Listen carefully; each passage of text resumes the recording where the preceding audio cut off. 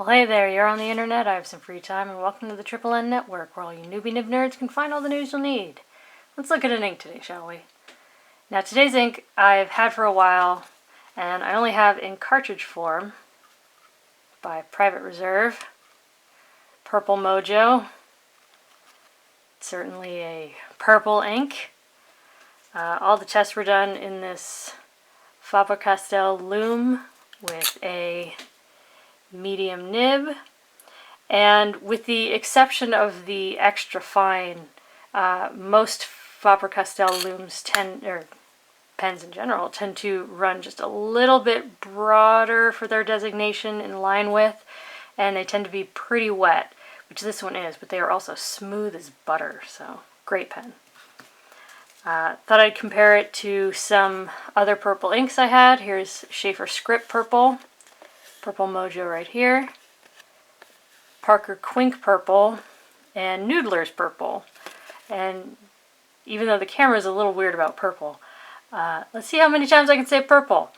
As you can see, Noodler's is a little more reddish than these. So, but yeah, all perfectly nice purples. Let's check out the chromatography, which lately I've been letting them dry just to see what the difference is, which is not how you're supposed to do them, but I have too much free time. As you can see, there is no difference whatsoever. This ink positively flees from water, which we will see. There's sort of a, it's a pink, almost a purple, and then it goes into sort of like a slightly darker purple, and then a very, very dark band right up at the top. Top down in density, Clairefontaine 90 grams per square meter. 7 seconds to dry, which really isn't bad because, as I said, these Faber-Castells, they tend to be a bit broad and they tend to be a bit wet, and so 7 seconds to dry really isn't too bad. Decent shading, as you can see, and in the words as well. No sheen. No bleed, feather, spread. I said it shades well without making the ink look weak, because it really doesn't. It has a very rich color to it. Water absolutely obliterated that. It's gone. It definitely left some of that pinkish color behind.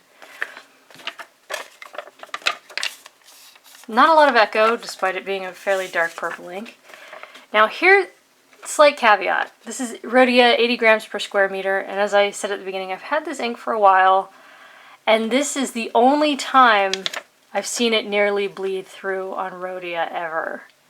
As you can see, it's nearly there in well, okay, the water test, but yeah, it's never really done that before. But yeah, there's no feathering, no spread.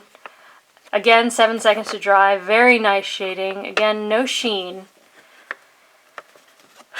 And got completely obliterated by the water. I mean, some remains, but it's very patchy, it's very feathery and explodey. It's really not great. Next is Tomoe River Paper, where something about the way this paper makes ink pool really sort of makes the ink pop off the page. 9 seconds to dry. Very intense shading without making it look weak, because even here in the thinnest parts, it's still a very bold, vibrant color. You get the barest little bit of halo sheen, which I already know I'm not going to be able to get on camera, because it's like razor thin. But yeah, no bleed, feather, spread. You do have some echo, some pretty serious echo potential, because this is a fairly dark purple and this is very thin paper. So yeah, this is actually even darker on camera. It is mostly gone. That would be a chore to try and recover if you had to. Very pink. Next is 20-pound copier paper, and lately this copier paper has been abysmal, and the fact that this this pen is a bit wet, it's not doing it any favors. 3 seconds to dry. Color is still very vibrant and intense. It really pops. Yeah, but there's bleeding and feathering and spread. I said an extra fine might do okay. This is the darkest water test we've seen. This is the most ink we've seen remain, but it exploded, it feathered, it seriously dyed the page. And that is a significant amount of bleed through. However, I'm starting to think that this paper is particularly bad. Next is Mead Notebook Paper, where it took 3.5 seconds to dry. You still retain a little bit of shading. And there's bleed and feather and spread, but again, this is a fairly wet medium, and this is some really cheap notebook paper. As you can see, I feel like this water test demonstrates just how terrible this paper is. I mean, I put it down and it literally started soaking up the water as if it were the chromatography paper. It's a mess. It exploded. It feathered. But also, I want you to see, you see how there's like this L right here? Where things are bleeding through more.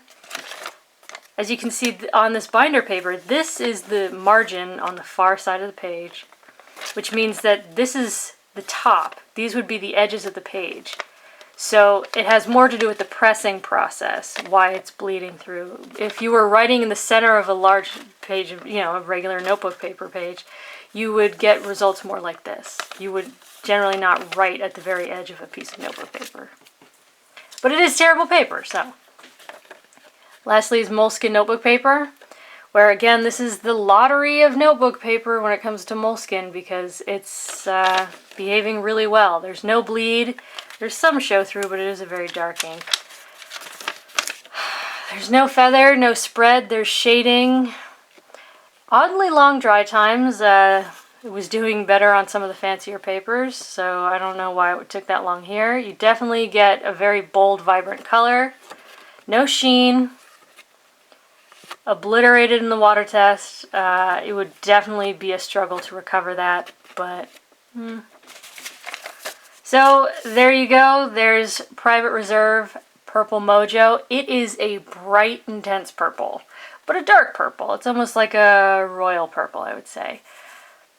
Fairly well behaved, just don't get it wet. So for your consideration from the Triple N Network, if you liked the video, please give it a thumbs up. If you'd like to see more, please subscribe to the channel. And thanks for watching. Bye.